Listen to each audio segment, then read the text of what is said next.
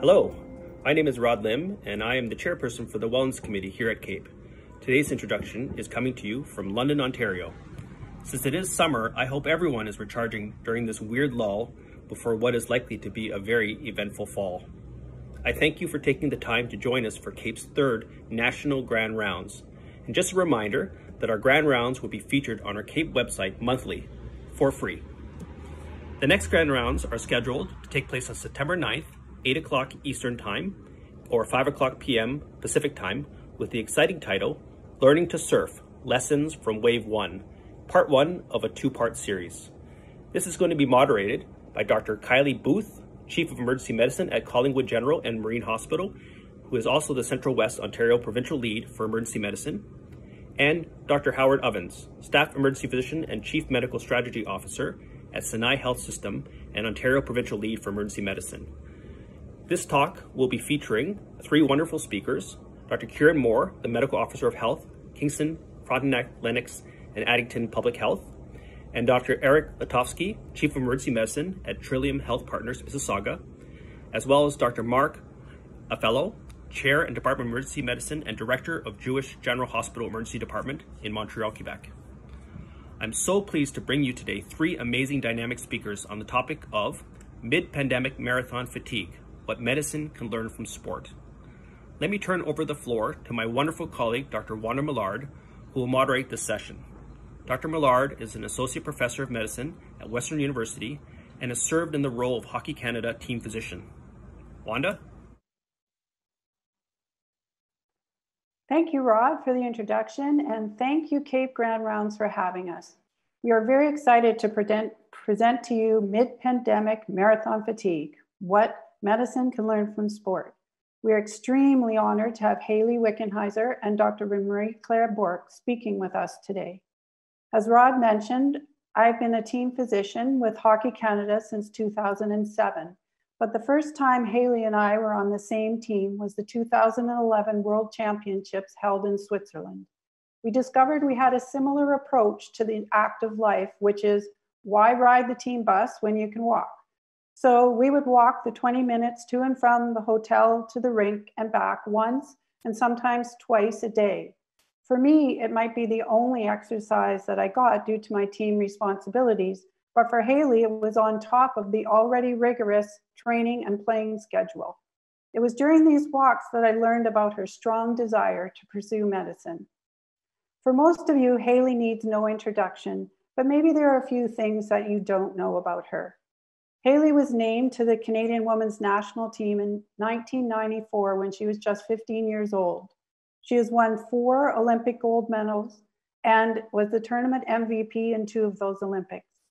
Maybe you don't know that Hayley also participated in the 2000 Summer Olympics held in Sydney as the shortstop for Canada's softball team, or that she was the first woman to play professional men's hockey besides goalies, playing in both Finland and Sweden.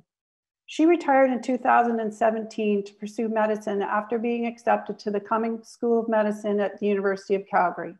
She was in the middle of emergency medicine electives, including 2 weeks with us in London when COVID shut down medical schools. She has returned to clerkship, has just finished internal medicine, so please forgive her if her differentials go into the double digits. Hayley has been named to the Order of Canada, the Canadian Walk of Fame, the Hockey Hall of Fame, the International Hockey Hall of Fame, and remains the leading scorer for Team Canada. She sits on the International Olympic Committee as an athlete representative and is also the Assistant Director of Player Development for the Toronto Maple Leafs and the Toronto Marlies.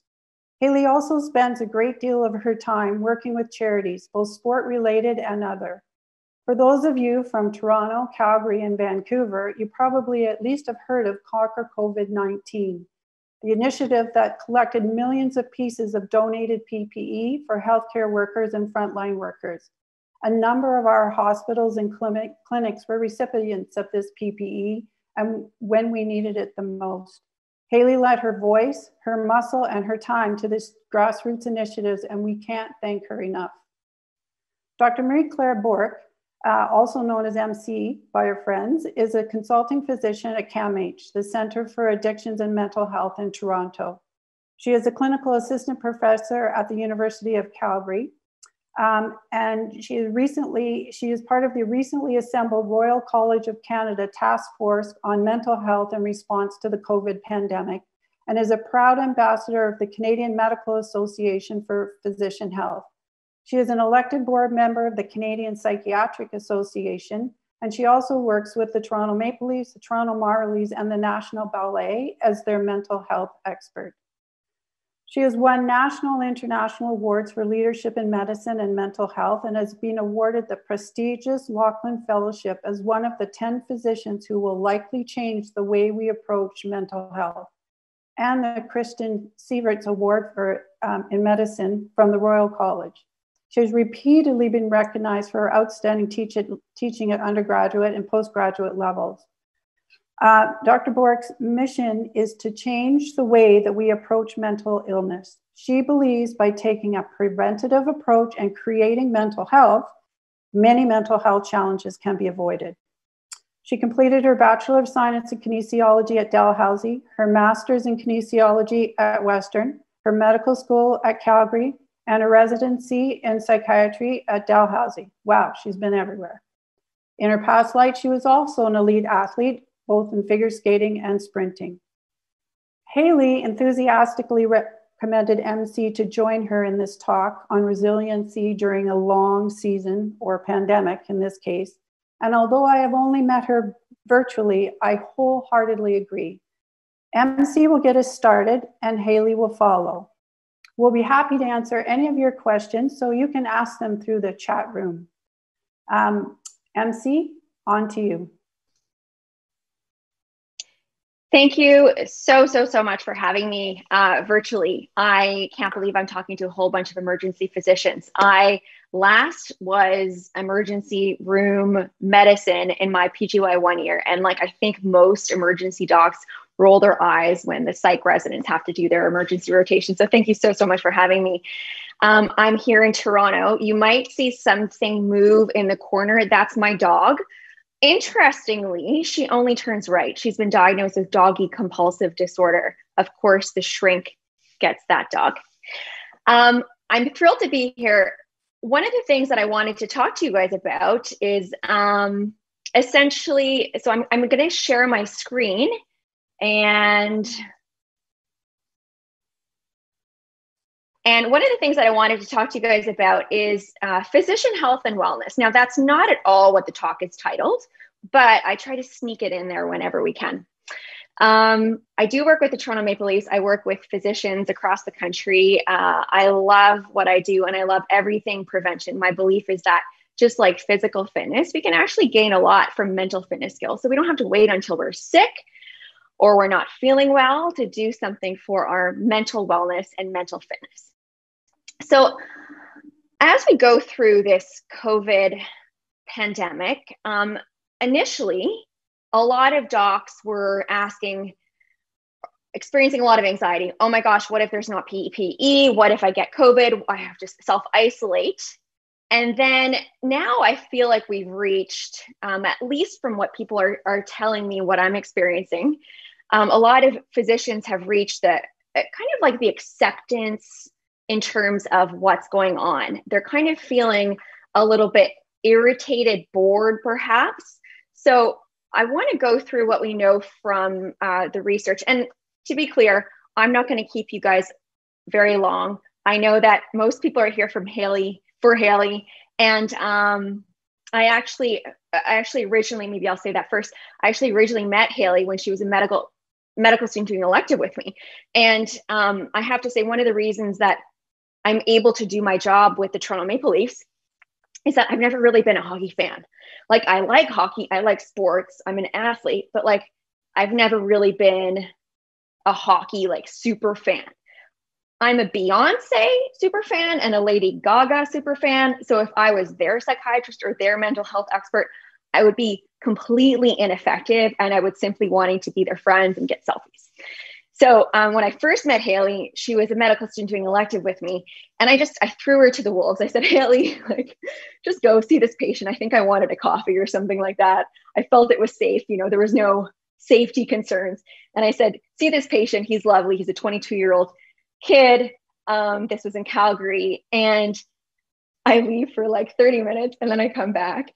And the patient, the kid, the 22-year-old kid's like, I think that was that Dr. Bourque? Was that Hayley Wickenheiser? Did I just get to see Hayley Wickenheiser? I was like, yeah, it was. And he was like, you're my favorite doctor ever. So if you want to be your patient's favorite doctors, have Hayley do an elective with you. So back to COVID, back to the mid-pandemic. What we know about pandemics from previous pandemics, what we know about how physicians, healthcare responders will respond. We know that they will experience psychological distress. So if you're experiencing any type of distress, or if you have, you're normal, you will experience ups and downs. You'll have good days, bad days. So if you're experiencing that, you're quantifiably normal. And we've actually gone through stages. And that's kind of what I've been seeing with my colleagues, with people in all across Canada. We go through denial. And I don't know about you, but I experienced this at first. I said, oh, COVID's not really a thing. Like it's going to affect China, but it's not really going to affect us. And then, well, we all know what happened. It did.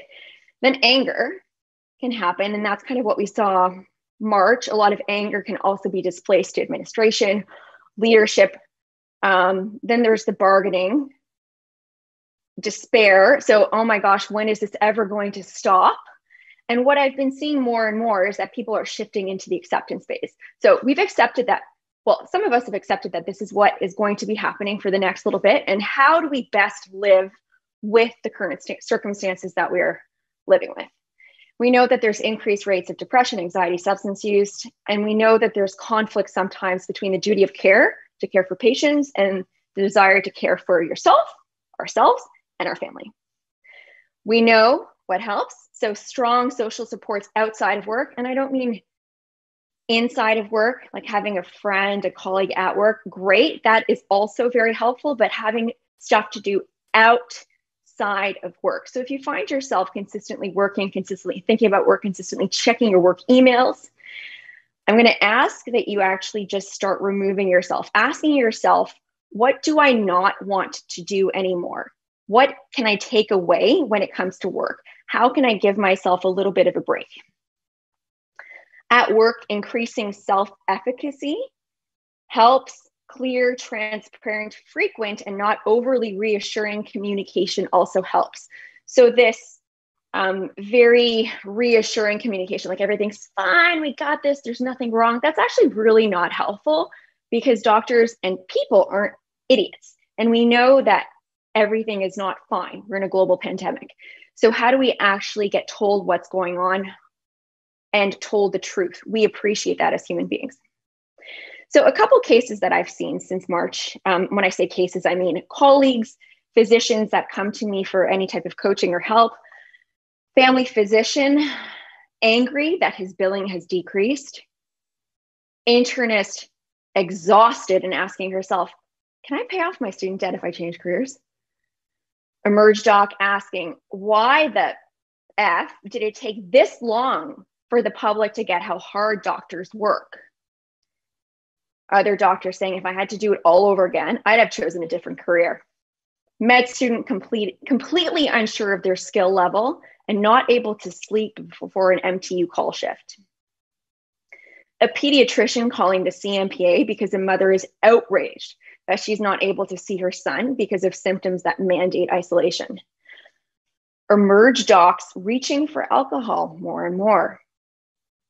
Doctors sharing stories, experiences, surprised that they are experiencing similar things. Doctors considering a career switch. These are all situations, cases, real life cases from colleagues, friends, people that I work with since COVID has started. So if you have thought any of those things, you are not alone. This is the mental health continuum. As I discussed, in psychiatry and in med school, we always get taught that mental illness is this cluster of symptoms and you're either mentally ill or you're not. Well, there's a lot that kind of happens before mental illness, and there can be a lot of existing where we're not actually, well, we're not mentally ill, but we're not like functioning at really high levels. So I brought on this continuum. This is not my own continuum, but this is a continuum that's often used. If you find yourself somewhere in the yellow, orange, red zone, those are times that you can actually introspect and ask yourself, what do I need to change? Do I need to actually go seek help? Healthy, normal functioning, normal mood fluctuations. It's okay to be angry, sad, experience good days, bad days, takes things in strides, consistent performance. Reacting is more irritable, you're nervous, you're thinking about going to work, you have trouble sleeping, you have trouble relaxing. Mentally injured is more anger, taking things out on other people. So if you find yourself getting home and like lashing out at your wife or your husband or your child, and they're like, oh, I didn't do anything, that's displaced anger. Lingering sadness, tearfulness, more social isolation, secondary to not mandated social isolation, but social isolation with no desire to connect with anybody. More substance use.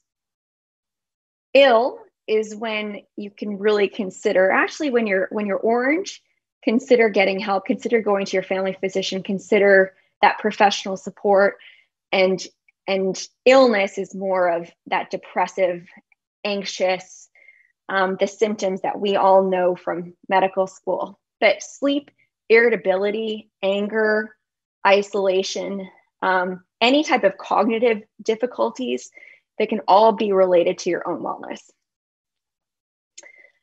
So what I found very, very interesting, and what I find interesting is when you make the comparison to doctors and athletes, doctors and hockey players specifically. There's a couple of things that they're very similar on. Discipline. Doctors have had to be extremely disciplined throughout their life to get through undergrad, master's, med school, or residency. They've had to make a lot of sacrifices, and they've done so in pursuit of a higher purpose or a higher goal. Hockey players, especially elite hockey players, are the same way. They're extremely disciplined. They've had to make extreme sacrifices, and they've done so in pursuit of a higher purpose or higher goal. Another thing that I would say that doctors and hockey players are very similar on are brilliant. Doctors, like, you guys are pretty smart. You're pretty brilliant. Hockey players may not be your classically thought of as brilliant, but from a kinesthetic perspective, their bodies can do things that are brilliant. They've trained their bodies like a physician has trained their mind to be expert in their chosen specialty. This is where doctors and athletes, doctors and hockey players, doctors and elite athletes differ, which is interesting given our line of work. Elite athletes, they do not sacrifice recovery, meaning sleep, disconnecting from things that aren't necessarily their sport. They do not sacrifice that for anything. They do not sacrifice off days. They do not sacrifice their total nutrition, their intake, the food that they intake, the alcohol that they intake. And as we humans, adults, consider intake, what's the news that you're intaking? What are the relationships that you're intaking? What's the gossip that you're intaking? What's the information that you're intaking? There is such thing as information overload. Like, are you just piling a bunch of junk in there? And what's it costing you? Exercise.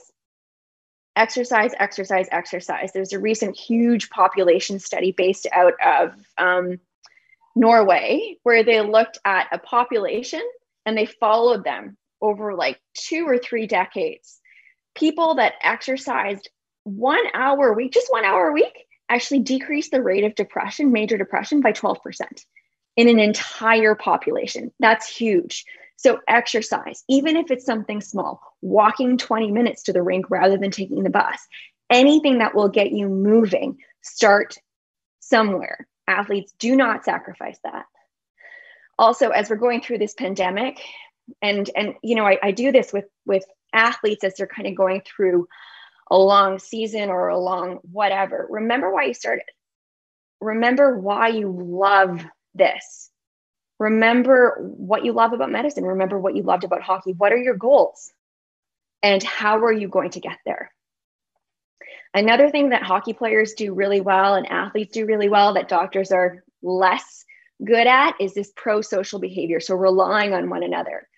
We feel somewhat almost ashamed when we have to rely on one another.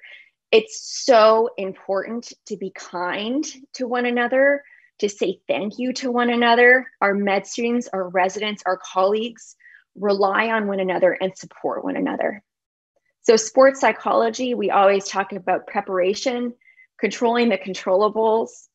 We can't control the outcome. We cannot control what the government decides or where the global pandemic will take us, but we can control how we respond to it, what we do, how we act in our job or outside of our job. Self-talk. Self-talk's super, super powerful.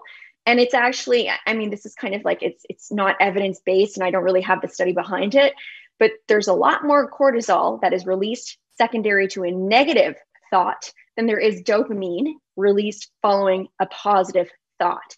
So consider the physical toll that you are taking every time you have a negative thought versus a positive thought. How can you reframe that? How can you shift? How can you speak to yourself in a more kind fashion?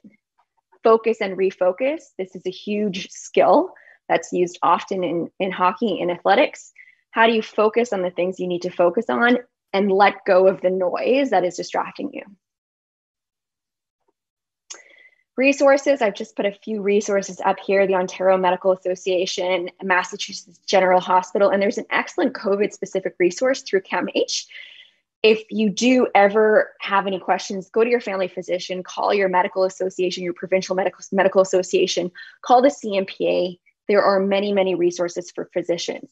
We are a very, very, very valuable resource to the Canadian population, and people are invested in taking care of us. So thank you so much for your attention. And I'm going to hand it back over to Wanda. Thank you, MC. That was great. A lot of great advice there. And now let's turn it over to Hayley Wickenheiser. All right. Hi, everybody. Hopefully you can, oh, one sec. You can see me. There we go. Good evening, wherever you are, coast to coast. It's very nice. It's quite an honor. It's a little bit intimidating, actually, for me to be speaking to all of you, being a lowly med student who has an eye on emergency medicine or an interest in emergency medicine. But certainly very happy to be able to share some insights and kind of piggyback off of what MC has just talked about. MC and I have a lot of fun working with the Leafs together. In medicine, I'm her lowly med student, but in the hockey rink, it kind of flips being an expert in that field. So it's fun. We can trade off different expertises and bounce ideas off of each other when we're working with players, and it's worked really well. And my experience with Wanda goes back a very long time. I actually forgot about all of those walks to and from the rink, Wanda, but I think you're probably one of the biggest influences in my medical and life career to date. And, you know, a lot of the times that you spend on the road when you're with 20, 30 people continuously 24 hours a day, you really kind of hone in and find those that you connect with. And the truth of the matter is I probably spent as much time in the training room talking to the medical staff as I did in the dressing room talking to my teammates through the years. So it was always a fascination for me. I always found what people behind the scenes did as very interesting and like to pick their brains. And so these ladies have been great mentors for me. And I think in medicine, what I'm realizing as a med student is you have nothing if you don't have mentors and don't have people above you who are willing to pass down the knowledge. So if there's one thing I could leave with all of you before we're done tonight is please download your brains onto future physicians and medical students. I think that knowledge is really needed. That leadership is really needed. I know for myself, I'm super grateful, and I never forget the great mentors that I've had through medicine to this day. They really change your life and impact you in really positive ways. So, you know, someone said to me early on in medicine, you know, you got to find your people, and that's how you know which specialty you'll want to go into. And I know that probably emergency medicine, is where my people are located. You are my people, I would imagine. I don't sit still very well. I tend to have a lot of things going on at once in my life, and I like the action. Shocker, an athlete that likes the action. So a lot of what MC has talked about tonight with regards to self-care and putting yourself first, I've really noticed since stepping into medicine from sport that it's been a huge adjustment for me. The amount of sitting, the long days, the sleepless nights. When I look around, I do notice some people that are really taking care of themselves, and then others that really aren't. And I promised myself two things when I started medicine that I would not sacrifice for anything. First is my fitness and my health, which I've been able to maintain so far. And the second is my sleep, which I've been able to maintain pretty good. Coming off of MTU, that was a tough one, but I know that's not always easy. But I think, as we say in hockey, rest is a weapon. And I think in medicine, in particular, you folks, sometimes you kind of short yourself on that. And that's something that over time can really make a massive difference in hockey and in sport. We crave the minutes and the hours. I went from getting 10 to 12 hours sleep a night to maybe getting 7 now. So it's a big adjustment for me. Just a little bit on medicine, and I'm going to switch gears, but I'll tell you a little bit about my first day as a med student. So I shadowed an amazing emerge physician in Calgary, Dr. Mardell Gamble, for years. And I always went in after games. We played at a rink across the street from the Foothills Hospital, and I'd go in often at night, and I would just watch before I even got into medicine as a master's student. And I got to observe a lot with her, and a few hundred hours of this. And on the very first day that I became a medical student, I went in to shadow with her because it was legit. We were kind of celebrating, you made it. And I wasn't in the ER for more than 5 minutes when a call came, and it was a young man who's 19-ish years old, found down on the C train of suspected drug overdose. And I'll never forget, I spent all those hours watching Mardell run codes and the trauma team, but she turned to me in that moment and said, "Day one, guess what? Gown, gloves, and mask, you're going to do CPR." And I've been in Olympic gold medal finals and a lot of pressure situations, but in that moment, my heart leapt into my throat. I had a mini panic attack for, I think, probably about 20, 30 seconds. And all these thoughts raced through my head, oh no, I don't know what I'm doing. I forgot CPR. What am I doing here? What if I hurt him? All these irrational things that go through your head. Could barely get my hair tied up, could fumble to get everything on. Nobody was paying attention to what I was doing, of course, but I was. And 40 minutes later, she also turned to me and she said, "By the way, no, I just want you to know he's probably not going to make it." And I remember I was doing CPR, trading in and out, and 40 minutes later, she called the code. And I remember standing over top of this boy who was 19 years old, was just the same age as my son, and thinking to myself, "Your poor mother, who are you? What is your story? Where are you from?" And, I had kind of this very emotional moment, and then everybody moves on very fast, and I kind of just lingered there. It was a very profound moment for me, but that was day one in medicine. And it kind of reinforced why I went in to do medicine and to pursue this journey, which is what a privilege it is to help someone in their worst times. And I know all of you have done that and continue to do that. And especially in this time with COVID, which is maybe one of the world's most recent worst time, when a lot of people are melting down, maybe not even expected from them, you're expected to keep it together, to do the job, and to get very little thanks in return for that. And often that is something you all manage, but sometimes it's a very hard position to be in. What I want to talk about now is just managing that pressure, and in particular, 2 Olympic Games that I've been through. But before I do that, I want to show a video. This will kind of set the stage for what life is like on the women's national team and when you train for an Olympic Games and the type of intensity that goes into it. So we'll roll that video there. Whether or not you win this thing, you've got to decide how you're going to walk out of here when it's all said and done. Because the game is going to go on. And there's only one rule you're going to need to know about. There are no second chances. There's only this moment and the next moment. Every one of those moments is a test that you get to take one time, and only one time. So if you see an opening, tear into it. If you get a shot at victory, make damn sure you take it. Seize that moment. That moment is a crossroads where everything you want will collide with everything standing in your way. You've got momentum at your back. Fear and doubt are thundering like a freight train straight at you. And all you got, the only difference between making history and being history, the only thing you can count on in any given moment is you.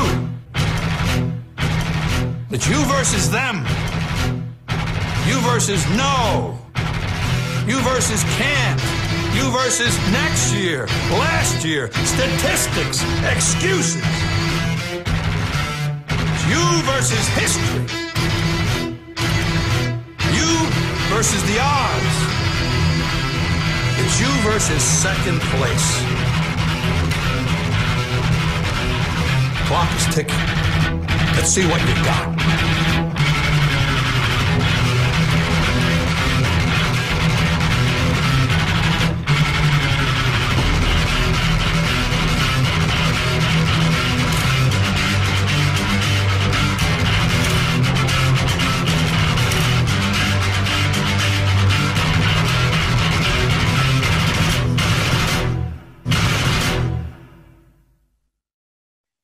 Okay, so dig a little deeper. I think that's kind of where we all are at this point in the very long game that is COVID, and it's kind of what happens in the middle of a hockey season, especially when you're trying to prepare for Olympic Games. We get together as the national team about a year in advance of the Olympics, and I think Wanda would agree that at about the 7th month mark, there's always a giant crisis, meltdown, something that happens within the team that is a pivotal moment that you either rally around or you fall apart. And I think for every athlete going into an Olympics, they could probably tell their own moment.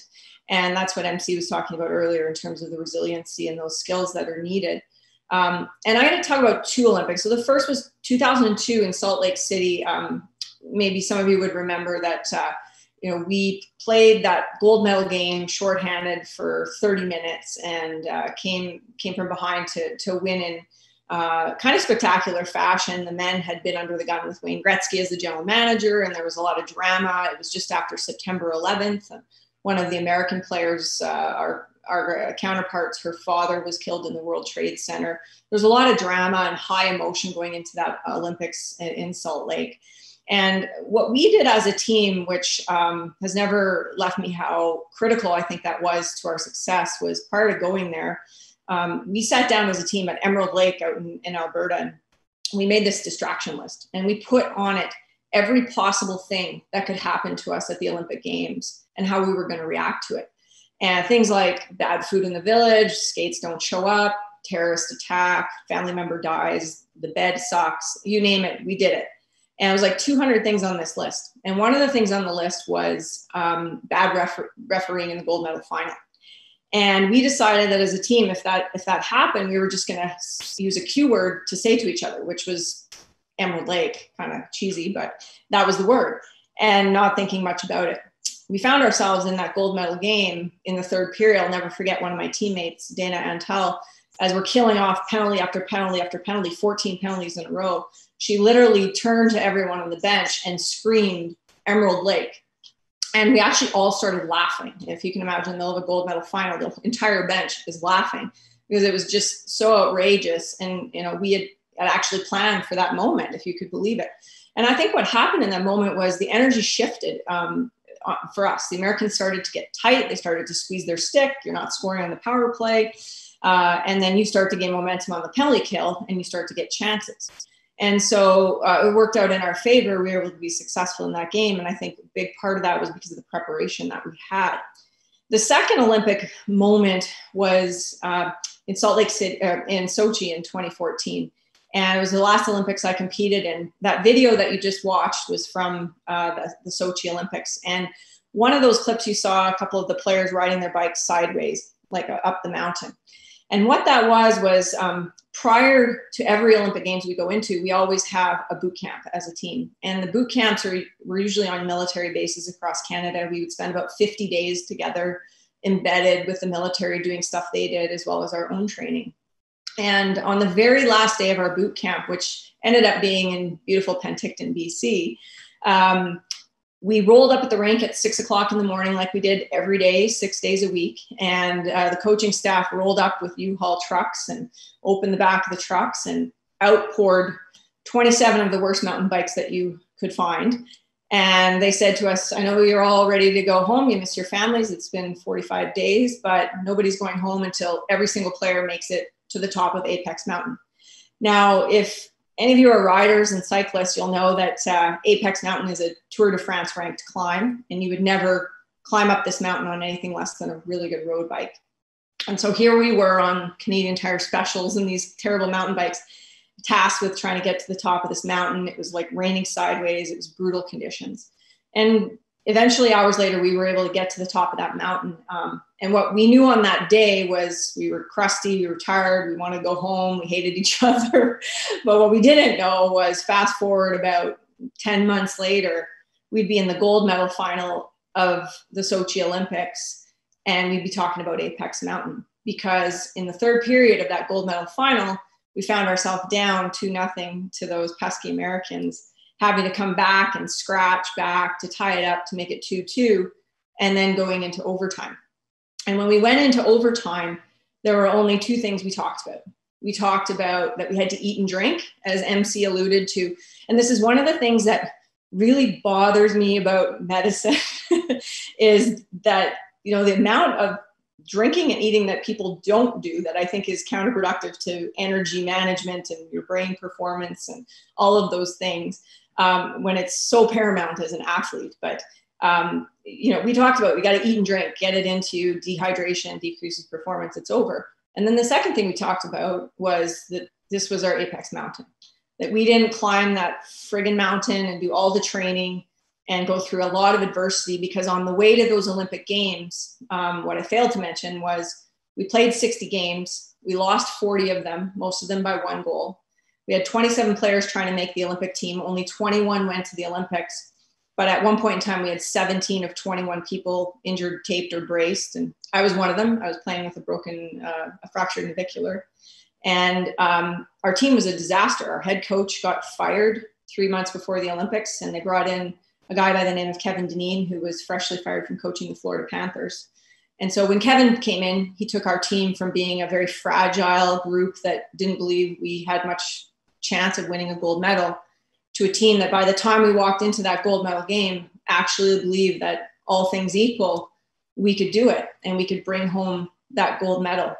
And along the way, in the process of turning it around for us, we talked about a couple of things as a group. The first thing we talked about was energy.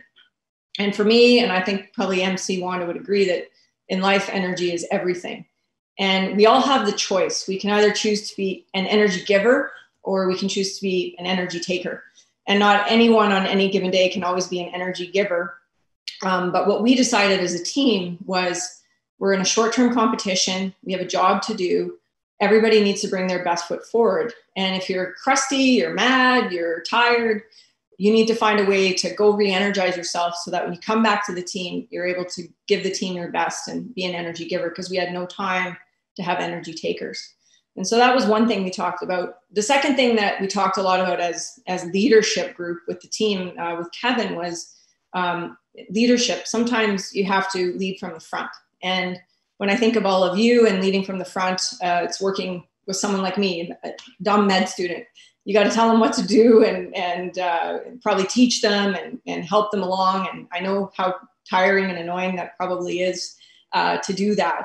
But that's required. But then sometimes maybe you're working with residents, they know more. You got to lead from behind. You got to sit back, or your colleagues who maybe are equal. And I've seen people like fight in the trauma bay. It's weird to me about you know, who's going to do what. And but sometimes you have to lead from behind and let other people who are just as capable or maybe more capable step up and do the job.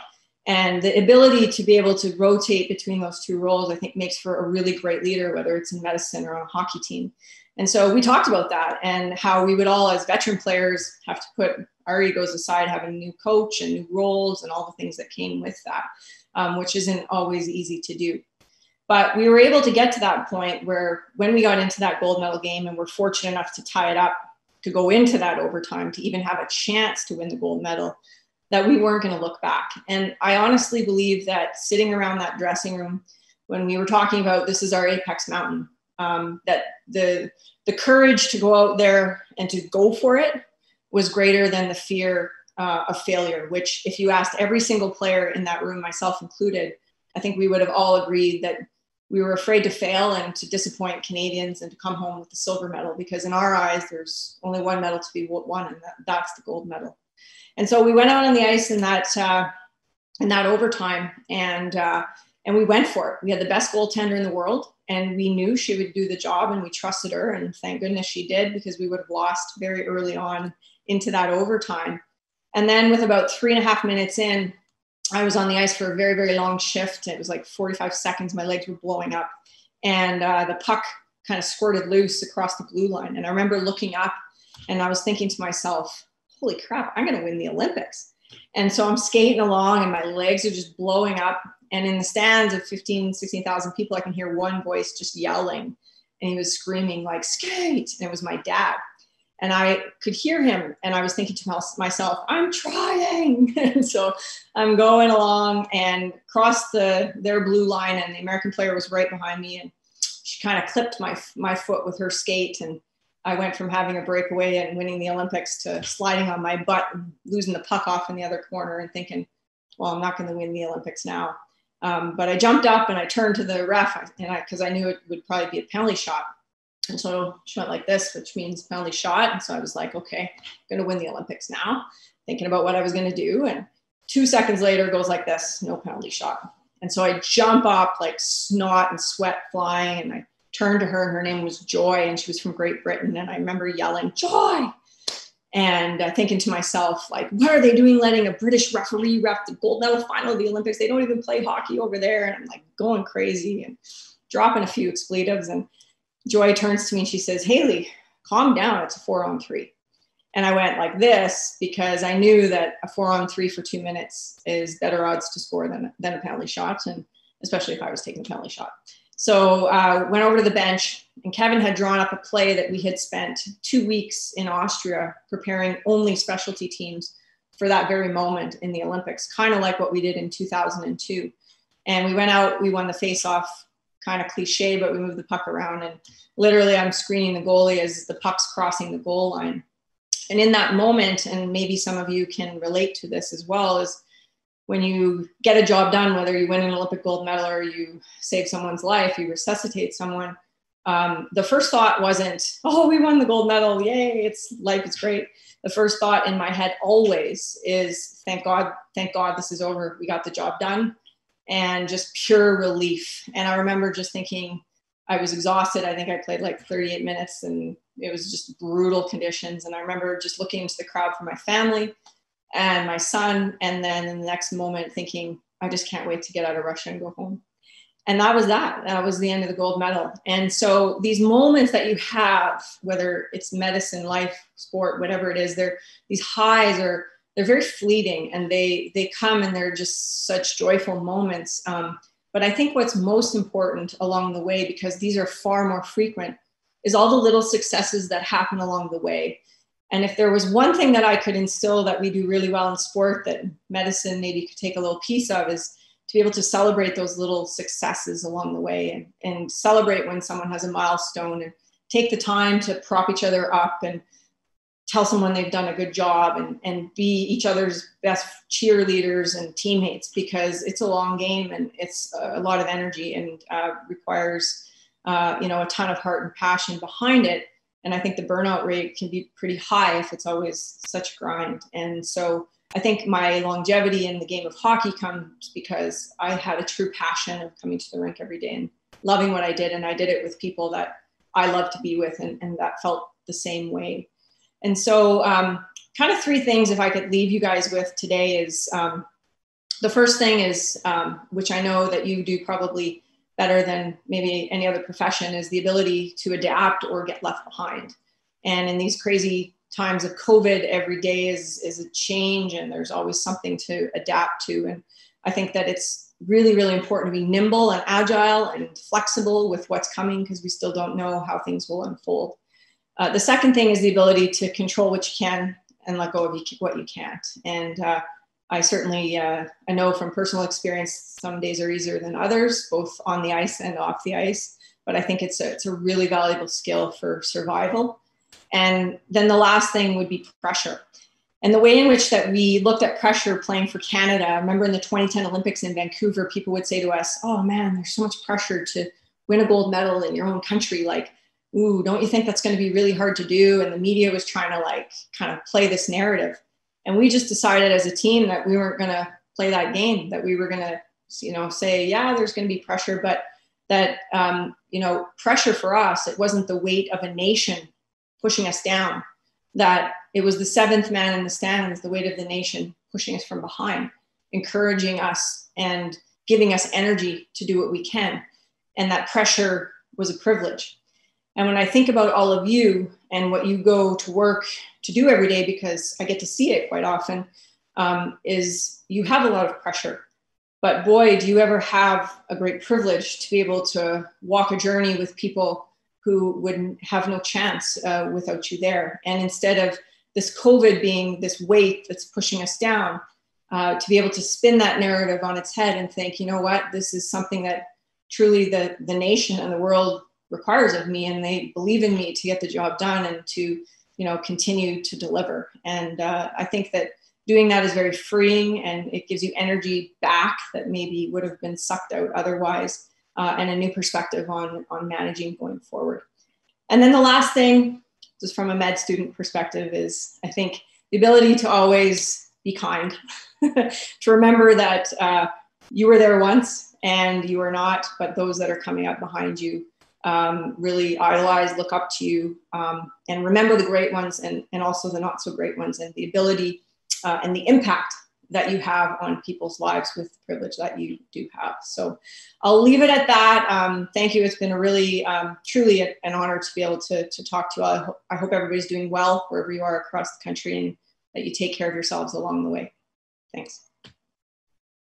Thank you very much, Hayley. That was great. A lot of wisdom there. And what I really like is the way how your stories kind of tie into what MC was telling us too. And, taking the academic and making it mesh with the actual, application in those really pressure-filled times. I can certainly relate. Sochi was a crazy experience. Everyone, if you've got any questions for MC or Hayley or me, throw them in the chat and we'll get them, and we'll be happy to answer them.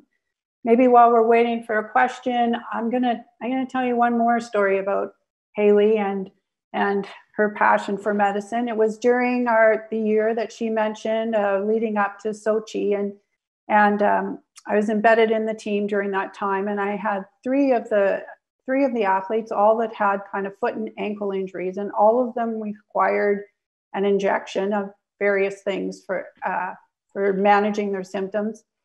And there was such a broad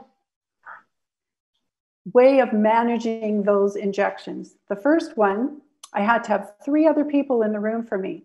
2 of them to be holding her hands, the other to be telling her stories and showing her videos, while she screamed and cussed at me, and I did the injection in her foot. Got it done, but she knew that was how she was going to react to this injection. She was just beside herself. The next one came in, sat down, said hello, picked up her phone, playing on her phone, her foot's on the table. I do the injection. She says, thanks, pops down, gone. No recognition really whatsoever of what had taken place. And then comes Hayley. Well, I had already knew by then, there's no chance that I would be able to do this on my own. I had to give her gloves, sterile gloves, because she's picking up every single thing in the tray and looking at it. And what's this for? How do I do this? Oh, is this what you need next? So I learned that whenever you're doing something with Hayley, give her gloves. So also that was another time when I really knew that she was destined to join us in medicine. Now, I still don't think that we've received any questions from you. I find that highly unusual. Usually there's tons of questions. They don't have to necessarily be about COVID. They can be about anything that you want to ask Hayley. But I've got one for you. You've now been in clerkship for several months. Do you have any examples of how your experience in sport and as an athlete has helped you during clerkship? I do. You know, I've really never done nut call before. I think MC's example of the MTU student that didn't sleep before, that the med student, that was me, wasn't it? Totally not sure. But anyway, you know, the thought of like 26 hours with no sleep is like, oh my God, for an athlete, that's horrifying. And so I decided to employ all the things I knew about jet lag post-call to see if I could recover quickly. So what I did was, maybe some of you already do this, I came home and instead of going right to bed or eating a big meal, I made sure I ate my last meal, like maybe a snack around 10 o'clock. And then I was up for the night and made sure I drank a lot. The next morning, I came home, I worked out. Then I napped just for a couple of hours because I knew if I slept too long, I wouldn't sleep at night.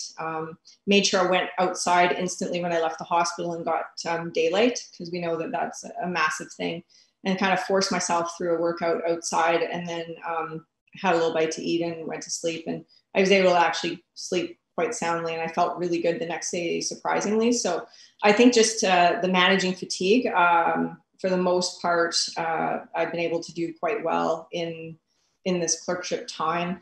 I think another thing, just being a senior, I mean, a more mature medical student and older med students, is just the ability to not sweat things that maybe younger student might perseverate about or worry about. Just having other life experiences has really helped me in handling pressure. I can sincerely say that there's nothing that will ever equal what it feels like for me to be in a gold medal final of the Olympics. There will be nothing. And that's just purely the internal pressure that I put on myself. I already know that, being in medicine, and even if I was running a code, I know that that's highly, highly stressful and there's a lot of responsibility, but it just will not feel the same. And so it gives me a little bit of confidence that I seem to be able, when stuff hits the fan, I seem to get calmer. And I did that as a player as well. So I think those things have helped being in medicine, but still lots of learning to do.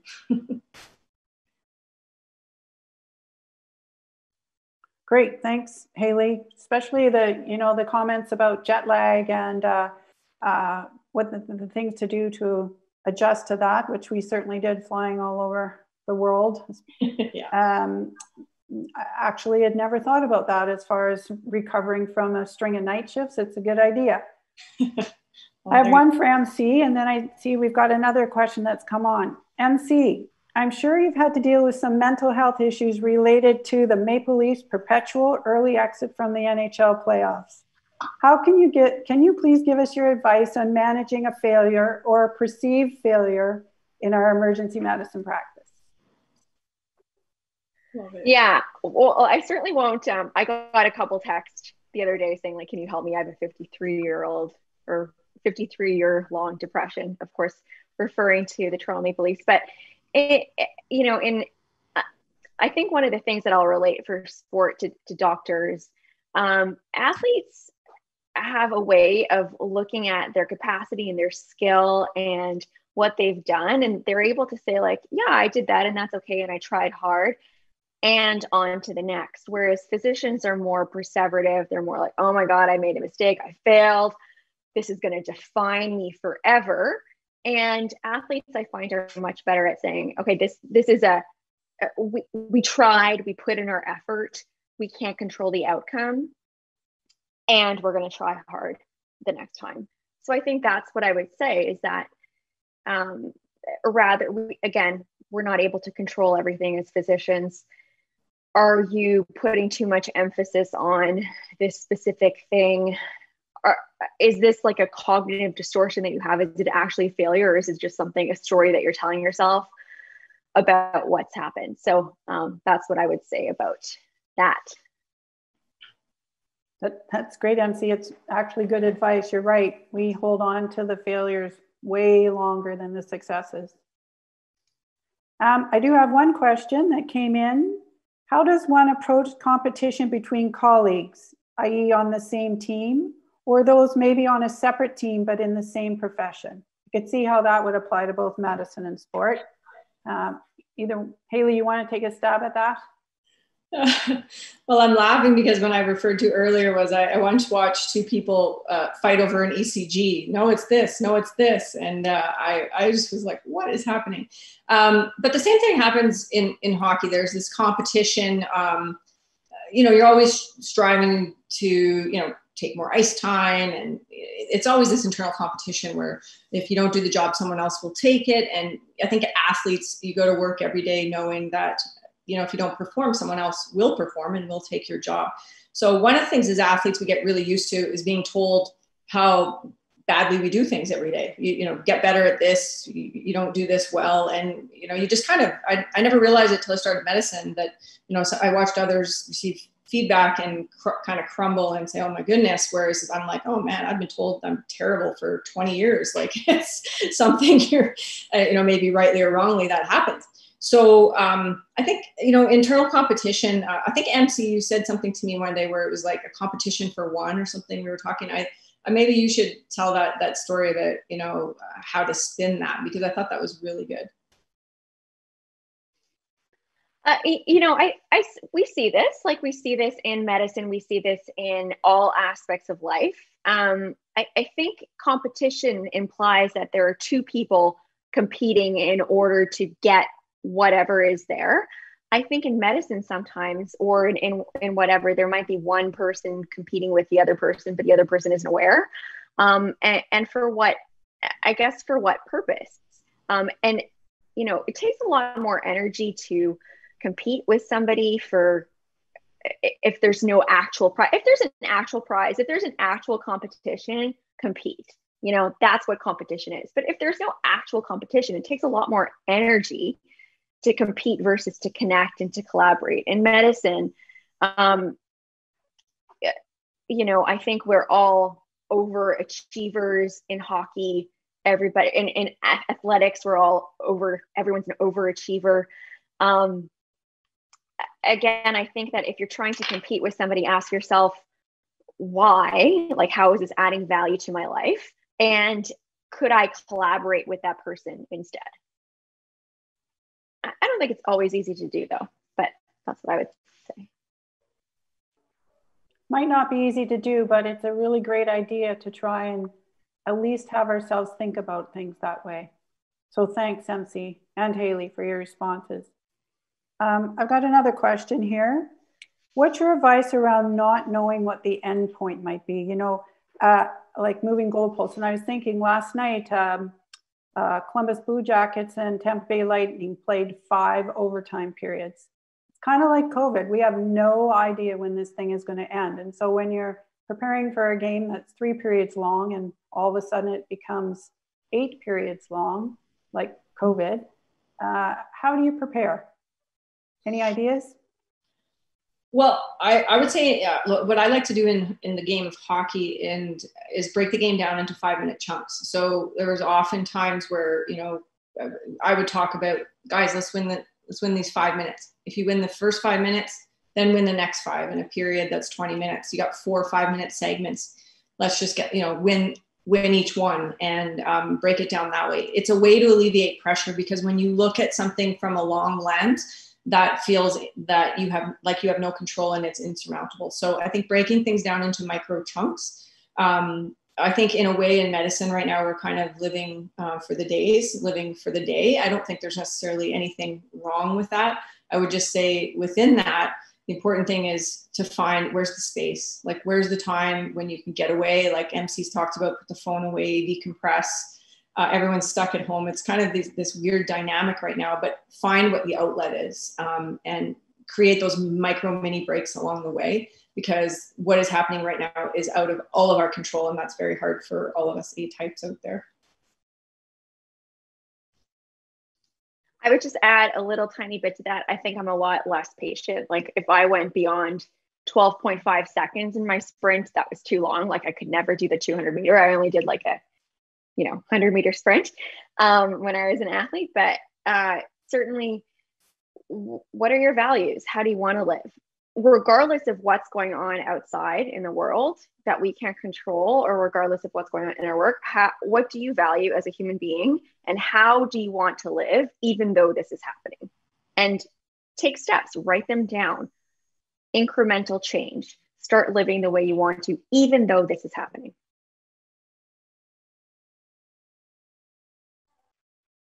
Thanks, MC and Hayley. I think we've hit our hour, and this has been great to speak with both of you, and your advice, I think, is very practical for us in the emergency room. Someone made a comment, and I think it's a great way to sum it up. Thank you for reconsidering medicine as a team sport. We need to be kinder to each other. That's a great place to leave it.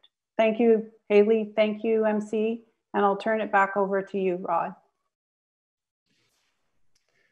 Thank you so much to our dynamic and inspiring speakers today. I think there was a lot of really good information and a lot of applicability to our jobs. We don't really think of our jobs in terms of a new person looking at it and finding it exciting and rewarding. So it really is quite inspiring in that way as well. And we thank you all for that wonderful rounds.